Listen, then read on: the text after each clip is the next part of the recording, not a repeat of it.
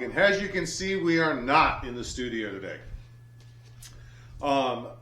I have wanted to get a chance and get out and actually talk with the people I know in the SCA, kind of in their native environments for a while. And we got a little bit of that when I was had a chance to go talk with Castellana, because they're a theater kid at heart, and we got a chance to make up a home studio there with their stuff and my stuff. But today, we are in the thick of it.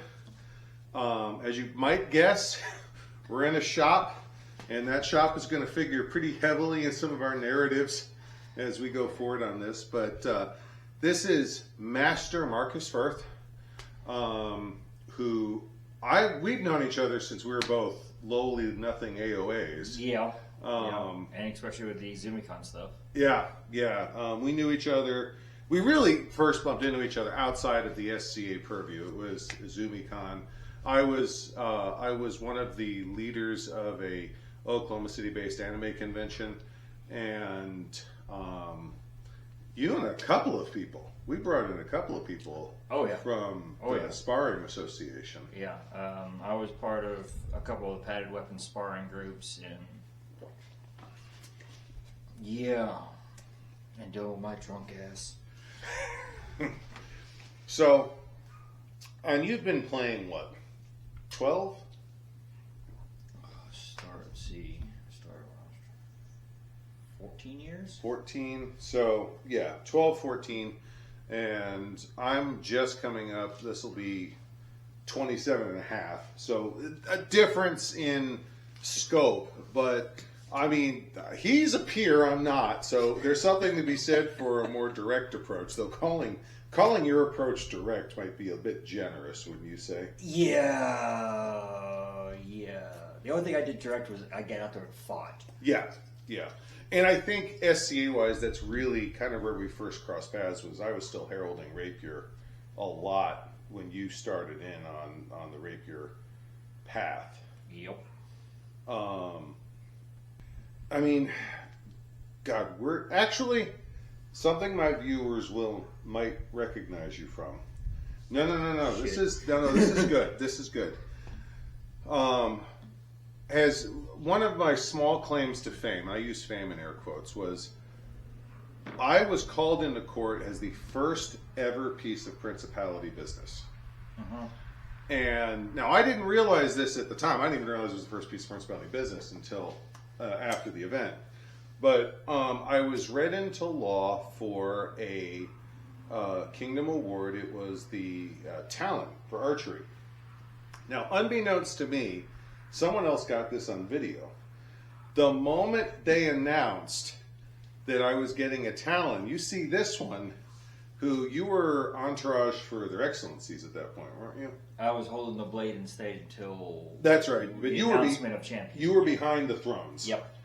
This one, Hot Potatoes, whatever he's called, Hot Potatoes, the Sword of State, goes flying around the back of the thrones, runs up behind Deanna, and you're tearing his award off. So the award I have, the physical award I have, has a legacy. And if you don't know what a legacy is, it's a physical piece of insignia. It can be an award or anything else that has had a previous ownership. And in terms of legacies, there are some awards out there that have storied legacies. But if you look at the video, he comes running up behind Dean. I got to tell you, running up behind the prince and princess with no warning. It's a miracle Romanius didn't stab you on sight. But he hands over his talon, and that was the talon that was presented to me. Now, meanwhile, I'm on my knees in front of their highnesses with my jaw on the floor because the herald had just read the award. And I mean, I understand this is not some supremely high award, but still, I didn't consider myself even award level anything in archery, and here I am being read in for a talent in archery, which was not a small deal. That really kind of blew me away. But I think that moment kind of codified. Of course, keep in mind, this is right after COVID, so everyone was kind of wondering where their social circles were and what friends were still in their social circles after COVID. Yeah. Yeah. Yeah. I think that kind of clarified, okay, he is still in the inner circle because he's throwing his award at me. By the way, that thing is a boat anchor. It is. It is. That thing is a boat. I put that thing on for the first time, and it was like wearing a fishing weight around my neck. I love it. Don't get me wrong, but compared to all my other awards, it's like, God damn, this thing's heavy. You know it's there. Yeah. When that was given to me, it was a little bit heavier. What'd you carve off of it? I had D to sink the star in the back a Ah, little bit okay. deeper to make it to lighten it up a little bit. Since they were the ones that carved it, I went back to the artist and went, "Can you make it a little bit lighter, please?" It's awesome. If I hadn't worn it for 3+ years, I'd be giving him crap about, oh, so you're a wuss, but no, that thing is heavy. Oh. How did you get into blacksmithing? By accident. I grew up around horses, Okay. and one of the nicest guys I ever met also just happens to be just like one of those old farm hands. The nicest and the meanest guy that I've ever met. He was a farrier. He'd Okay. come out there and shoe all the horses. Well, his knife broke right there, and he got to cussing one way and the other, and then he's like, "Fuck it, fine. I'm just gonna make another one." And he had already just finished shoeing the horses, and he grabbed one of those old pieces of steel that we had that was decent carbon, and he just started whipping the crap out of it after he got it hot. And I started watching him do it. I was like, "That is phenomenal. I want to be able to do that." He goes, "Well, practice swinging. Don't just swing for the fences. Practice your control." There's a form. Yeah, and he said, "Take a Sharpie, write on a board, quarters, nickels, dimes, and smaller, and get where you can hit the center of that hammer, the center of that every damn time you want to swing." Okay. So this is a precision exercise. Yep. And I was 8. So you're still learning muscle. I mean, your body's still learning how to walk and talk and not fall flat on your face at this point. Yep. And he's telling you to take a hammer. Was he nice? Did he hand you a ball peen hammer, or are you doing this with like a carpenter's hammer? I'm doing it with a standard old everyday claw hammer because he just told me what to do. And the way the Oh my God. old crotchety old man with a long skinny beard and almost no hair, ball cap, can't walk straight because he's been riding his entire life, would tell you to go do it. Get over there, grab that board, do all this, and Mom was trying to figure out why I was destroying the hell out of boards randomly and had Sharpie marks on it. And I kept that up for probably 5 years. Really? And then I got to poking around about the time we got our first computer. Old fucking Windows 98. That dates it. And we finally got a computer. It was a little bit older than everybody else's. It wasn't the new thing. We got internet, and I started looking up how to make a forge. Well, I didn't do it right, and I did it with cinder blocks. And I used regular wood and charcoal, not coal. And I just started monkeying around. Emphasis on the error and trial and error. Oh, emphasis. I would steal my granddad's 20-pound sledgehammer and use it as an anvil. Because I could put my leg on it, lean out, and you could literally be here hitting things. And just trial and error until I figured out how to do it. And then I got into the SCA by Song, got me in. Okay. Through TriPoint. Yep. Hey, why don't you try this? Try to fight these people. You're bored fighting everyone in TriPoint. And then ran into Esselstyn and a few other people that were doing blacksmithing before they started the Hephaestion League. And we started late nights drinking beer like crazy and forging. Okay. So you've been doing metal work for longer than you've been in the SCA. Oh, yeah. Yeah. So we didn't make you so much as we recruited you. Pretty much, yeah. I became a welder so I could learn more about smithing. Okay. That's not the weirdest lead-in I've ever seen, to be absolutely fair. But when you don't have much and the resources are small, you do what you can to Yeah. find the resources. Yeah. And I found a home in the SCA that I get to go, hey, you know this. Can I learn this? Good deal. And I could see that relationship working out really well because you get a chance to just nudge people, and the SCA economy doesn't require money. No. You know, you're not paying every instructor you bump into, which the real world wants, and rightfully so. Knowledge is power. Yeah, if you're monopolizing 2 hours of a person's life, they have a right to some form of reconversation. Yeah, and most of the time it was bring beer and show up and learn. Now, Marcus and I, 90% of what Marcus and I overlap in was rapier for the longest time because my identity in the SCA was voice heraldry. His major identity in the SCA was, at least where I saw you, was the rapier community. Yeah. And I know you did a lot of black metalwork and blacksmithing, but I didn't see a lot of that early on.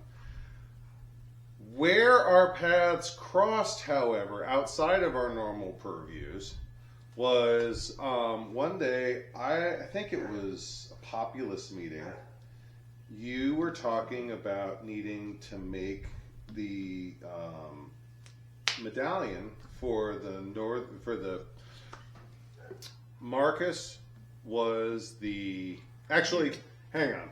I am the premier. No. We need to talk about this. Oh, you're talking about that, yeah. So, let's talk about how we wound up in this situation. Yeah. So, the first ever coronet tournament to decide the premier prince and princess of Inham. Yep. The dust has not settled from the final bout. When this one walks up to me, I'm the autocrat for Wiesenfeuer's Yule Revel, which that year was outdoors because of COVID restrictions. It's not normally an outdoor event. It was going to be bitter cold, and you were going to watch the mercury dive off a cliff as the sun set. So we had really tight constraints. And I had spent 3 months, or not even, I think it was 2 months, just scheduling and rescheduling, and it was a stressful time. I'm not an event coordinator. I'm not someone who naturally does events. I was a very recent transplant to Wiesenfeuer. I had just moved down here. They all knew me, but there's a difference between casually knowing someone and knowing. There's a difference between casually knowing someone and working with them. Yep. So I knew a lot of the people, but there's a difference between that and going, okay, I need X, Y, and Z right now. So I'd spent 2 months organizing this extremely unusual event for us. The event is the weekend after Coronet. So I go home, I have 5 days of work, and then I get off work Friday, and I'm going to set up Wiesenfeuer Yule. So it is Saturday. Yep. The dust is still hovering in the air over the list field. And this one walks up to me. And he goes, Ivo, can I ask a favor? Like what? And he goes, can you fit a tournament? A tournament! Yep. Into your schedule. Now, what did I say to you when you asked me that question? Not no, hell no. And then I told you what the tournament was for. Yeah, oh, God. Now, we got to back up a little bit before that. Okay. They announced the final two. And luckily the rapier community was being a little bit on point that day, which is odd for us. Normally we're lagged behind a little bit and let everything settle and figure out what the hell's going on. And so we talked to Deanna, and I forgot who second place was. It was Hari. Hari. I'm trying to remember the lady. I don't remember who was fighting for him. But we had got to talk to both of them separately and see what they would want and how they would want things for as a champion would stand for and all that other stuff. Since they would be the premier, they'd be the first. And so we already kind of knew what Deanna wanted. Cursively. I mean, she didn't have everything ironed out, but we had an idea which way to go. You weren't coming at this cold. No. The ideas were percolating 10 minutes before they went on the field to decide. Yes. We don't do anything last minute. We do everything last minute. Yep. No, it was literally okay, now we know what to do. And it was that, where the hell are we going to do this? How are we going to do this where they have damn near from go a champion and a support system set up that's not just their family and entourage? What you have to understand from my perspective on this as an autocrat, it's not just a matter of can we fit the tournament. When I say yes, we can fit a tournament, I as the autocrat am taking responsibility for the list field, which they don't bring, the water bearing, because that's increased water bearing requirements. I now have to have more water bearers for a longer period of time, more water, and that's we're not on a primitive site, but this didn't have a kitchen. We're going off the water faucet. Yep. So, and also slugging water around in cold weather is inherent. It sucks, but it's also inherently dangerous. If that water spills on someone, their day's over. They got to go home and get changed. Yeah, they hypothermic can set so super quick. And I'm not trying to over dramatize this, but there is a responsibility associated with accepting responsibility, with accepting a tournament like that. And I would have balked if he'd done it 3 weeks out, and he's doing it at the end of Saturday, so we're now 6 days. And then Deanna, and now my regular viewers are going to already know half of the story because Isildur and I talked about this. Keep in mind, Isildur and Marcus and I are all part of the same broad social circle of inherent troublemakers and enablers. Yeah. So,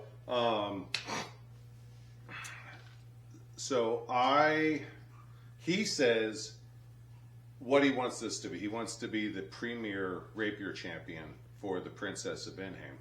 And I realize with the schedule the way it is, it's either going to be Yule or halfway through their reign. If not 3/4 of the way. If not 3/4 of the way. There just is no in-between of the way the schedule holds. So, as I told Isildur, everyone got a chance to watch Ivo go tearing across side of the dead run. I turn to him and I go, "Stay here!" And oh yeah, it was hilarious. I go flying across side. I grabbed Elric because he was the seneschal, and I grabbed Marine and B. Yep. I need to talk to all three of you now. Is it an emergency? No, but it will be. Get over here. I tell them Marcus's plan. They all first said, "You're nuts," and I go, "Yes." When are they going to do it next? And they're Elric specifically went, "Well, what about Oh.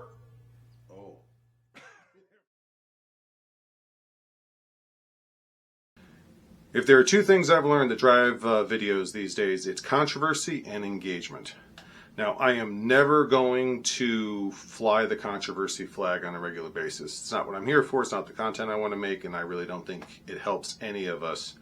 But let's do engagement. If you like this video, please go down in the comments and leave a comment. Make sure to share the video. And last but not least, easiest of all, make sure to like the video. That helps drive the algorithm. It helps get the video views and helps promote this material. Thank you very much.